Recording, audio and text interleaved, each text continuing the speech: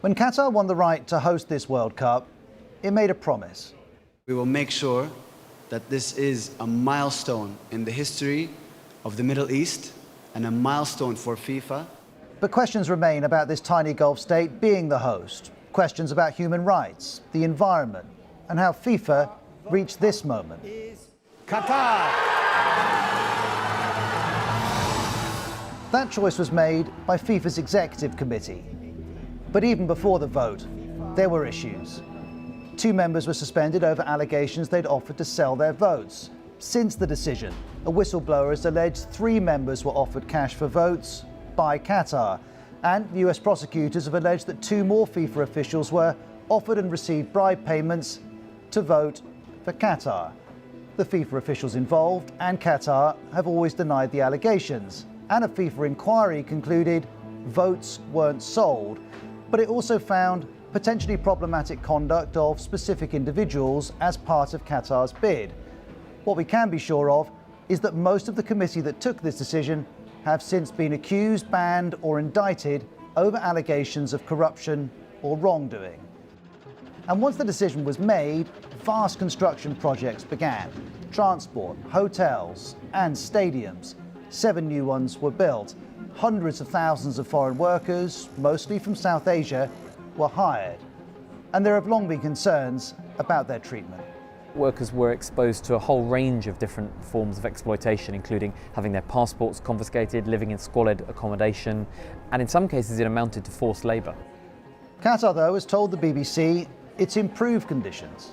The work that has been done by the government in terms of labour reform, what the World Cup did was it accelerated that initiative. It was a catalyst for that change. There have been reforms. Human Rights Watch calls them significant, but it also highlights ongoing wage abuse and exorbitant recruitment fees. There are also widely shared claims that thousands of workers died building this World Cup.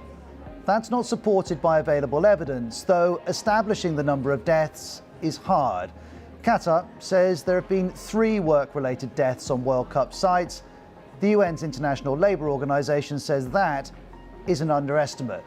It also says there were 50 work-related deaths in 2020 in Qatar as a whole, and that most of them were migrant construction workers. But the ILO acknowledges the limits to this data.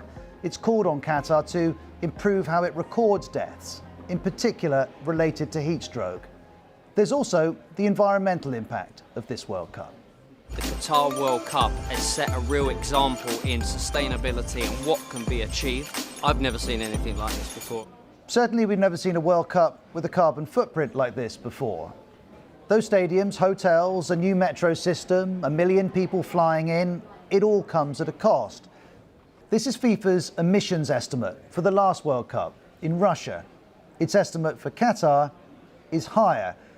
But one UK university says it's likely to be much higher than that.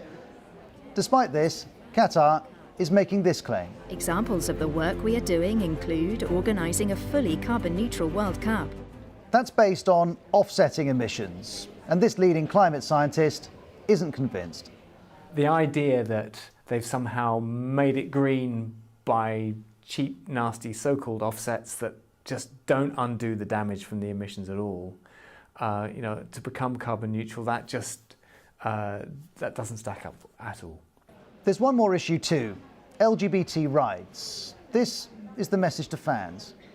We welcome everybody, but also we expect and we want people to respect our culture. And there's concern about what that means, because homosexuality is illegal in Qatar. This month, the Qatari World Cup ambassador described homosexuality as damage in the mind. According to Human Rights Watch, this year, LGBT people have been arrested and beaten. And as we consider all of these concerns, let's remember where the last World Cup was. Russia, after Vladimir Putin had already annexed Crimea from Ukraine. Big sports events often come with political and cultural tensions and compromises.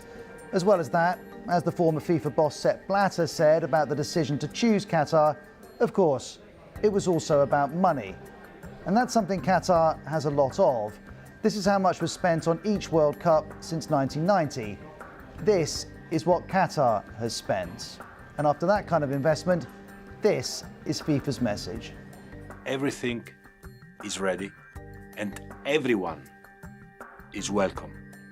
In a letter to teams, Gianni Infantino has written, "We know football does not live in a vacuum," but he urged, please, let's now focus on the football. It's now for fans and players to decide to what extent they're willing to do so.